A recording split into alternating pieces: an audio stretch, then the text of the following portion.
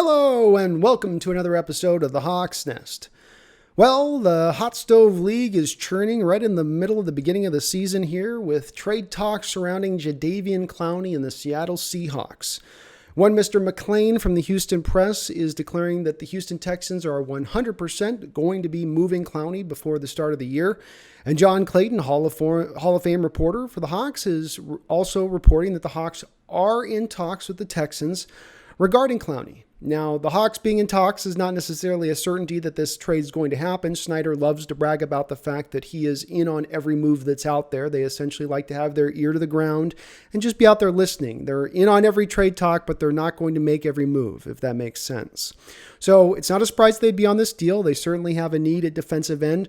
The question comes down from a lot of people into two different camps. You've got two fans here, Seahawks fans, on two different sides of this equation.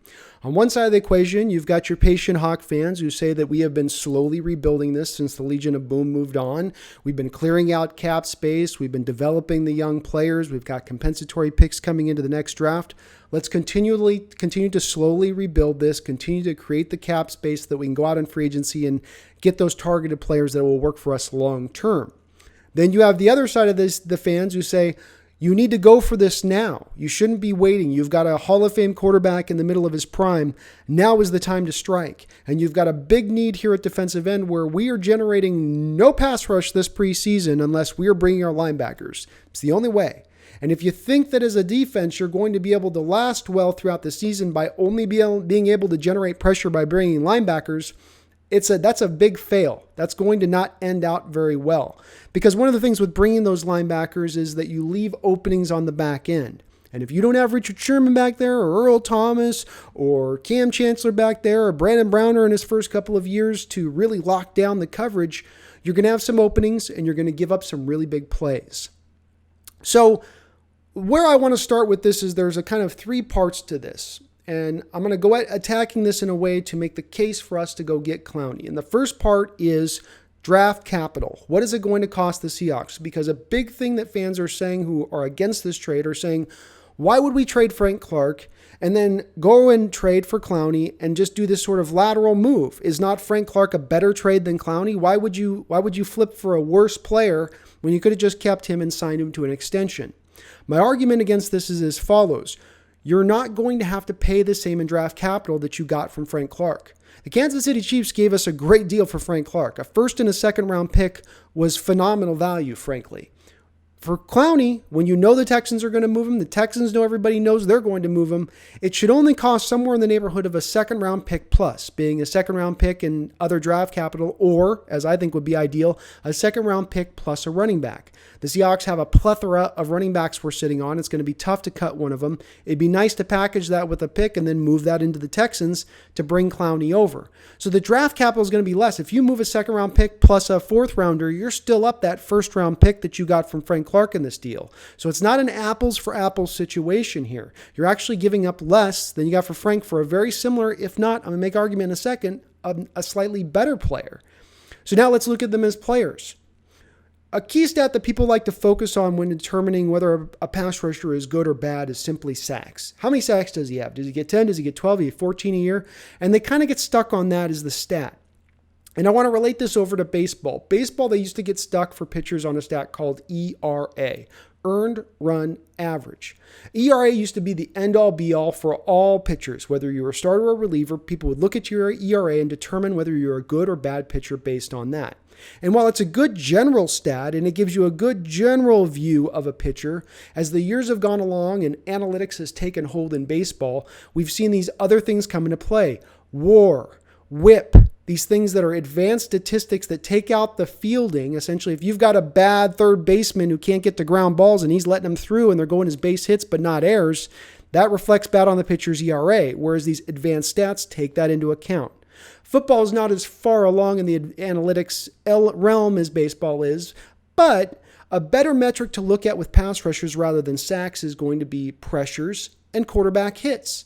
These are much more valuable. And when you compare Clowney and Frank Clark over the last couple of years to quarterback pressures, for instance, They are very, very similar. They are right at about the same place as far as pressures. Clark edges him out by just a little bit, maybe, but it is very, very close.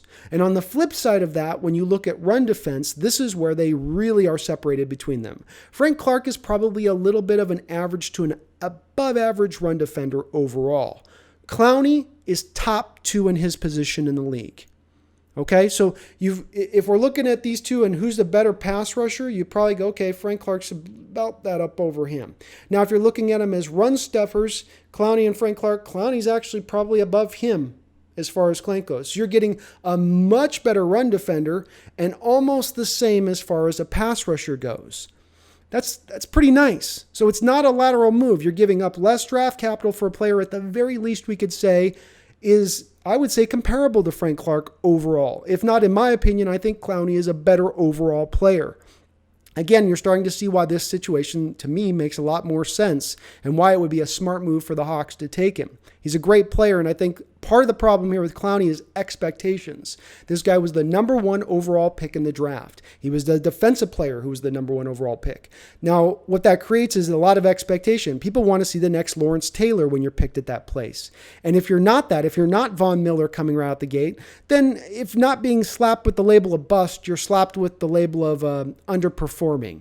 And I think in Clowney's case, as he's gotten better and better as a pass rusher, as he's gotten older and older, which aligns to what you normally see in defensive ends, they don't come out of the gate rushing the quarterback great all the time. They take time to get there.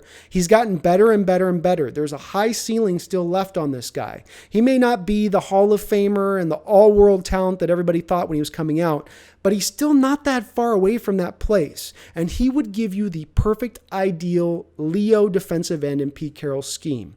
Carroll likes to have this defensive end on the right side a little bit separated from the other 3 defensive linemen, and he's got some room to go out there and do what he needs to do to get to the quarterback. That guy there in our defense is made to create havoc. And I could make the argument that we really haven't had that pure guy since Chris Clemens left for that spot who really fits what Carroll likes as his ideal. And remember, too, that Carroll, as far as he builds his defense with this structure.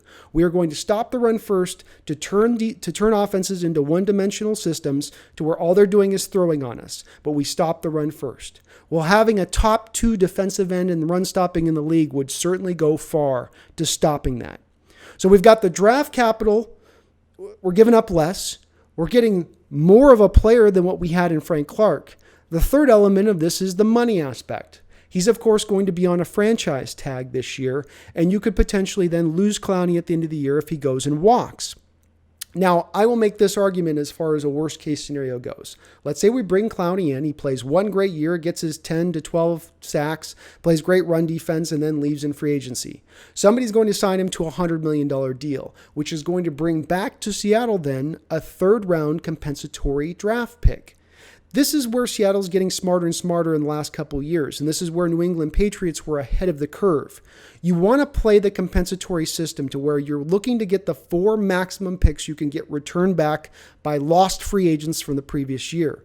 And the way you do that is by not signing free agents and having your own free agents signed to other teams. Seattle did that this last offseason with a guy like Justin Coleman going to the Lions and signing a big deal. They're due to have 4 compensatory picks come back in this next offseason. That goes along with the 6 remaining picks that they still have of their own draft, and then they still have, of course, the Chiefs' second-round pick. So you've got a lot of draft capital there to make this move for Jadeveon Clowney. As well, you want to continue year in, year out to keep that compensatory train going. You want those 4 picks to always be coming in to just be restocking your team up. And let's face it, Schneider loves one thing above all else. He loves having as many draft picks as possible.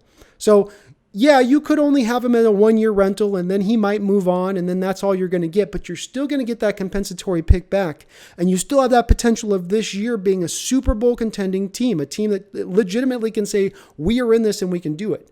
Now, personally, I think what will happen with this is that you're going to get Clowney playing in CenturyLink 8 games a year, and you're going to see those 9 sacks suddenly go from 9 to in the 10, 12, 13 territory. You're going to see him playing great run defense, and I think you'll see the Seahawks sign him to an extension at that point. Because I'm not so certain, even with all this cap money that we're due to have into next offseason, just because we've got $50 million going into next offseason, there's no guarantee that there's going to be that free agent that you're going to want that's going to be available out there on the market. Teams have been re-signing their own guys now through the years, and free agency's gotten a little bit lighter over recent years. So you could be in a situation going into next offseason where you got all this cap space, but no player to really spend it on. And we don't want to be caught in that territory either. Clowney would give you an ideal player, an ideal fit for Pete Carroll's scheme. And again, considering where he's going from to where he could be, he's leaving the Houston Texans system, which in my opinion, he's been miscast as an outside 3-4 defensive end. He's a little too big for that. I think you'd really want him down as a down lineman, a down defensive end lineman. Again, in the Leo scheme would be perfect. So I think he's going to be better suited in our scheme than what he is in the Texans. You're going to give up less draft capital. You're not going to have to spend as much as you probably have to spend for Frank Clark if you do sign him to an extension. And you're going to be able to pick this low-hanging fruit off the Texans because they're not going to maybe give you ask for as much value as because you don't have a general manager you're dealing with. The Texans have no general manager right now. They fired their last and they said, okay, let's bring a triumphant of 4 guys together and we'll make these decisions by a team. And they literally have the team chaplain as one of these 4 guys that's in on making this decision. I think we could take advantage of that. I would hope Schneider could take advantage of that. So here at the Hawks Nest, we are 100% in favor of this Clowney deal. I hope it goes down. I'm fully willing to do it. I wouldn't give up a first-round pick for him, but I would do a second. And you might even be able to talk me into a second and a third-round pick to get him at the highest that I would go. But it's a deal that should happen. It's a deal I hope happen. And if it's a deal that doesn't happen, there are some huge question marks in regards to this defense and this defensive line. LJ Collier's got his injury. Jerron Reed's got his suspension. We've not seen necessarily the development we thought we'd see this preseason with Jacob Martin and Rasheem Green. Shaquem Griffith, who is a long shot to give you pass rushing help, seems to have a sore knee. He might be an IR candidate. And then Barkevious Mingo, who was not a good pass rusher in his early, younger days in Cleveland and does not look to have improved since that time period, does not seem to be an answer either. We have a need here. Let's go out and fill it, Schneider. Let's get this team to a Super Bowl contending state because you have a Hall of Fame quarterback in the middle of his prime. And not a lot of teams have what we have right now sitting in their front pocket. You don't want to waste these years. I've watched Hall of Fame quarterbacks on teams that have gotten too cute and decided, well, we've always got next year. We've always got next year. We've always got next year. No, you got now. You got today. Don't be scared off by your trades of Jimmy Graham and Percy Harvin and Sheldon Richardson because those didn't necessarily work out as great as you thought they would. Stick with it. Be aggressive. Go after it. This team can be a Super Bowl contending team, but pass rush is the one element that seems like it's capable of upending the whole show this year. So I hope we make the trade. Thanks as always for watching, and damn it, go Hawks.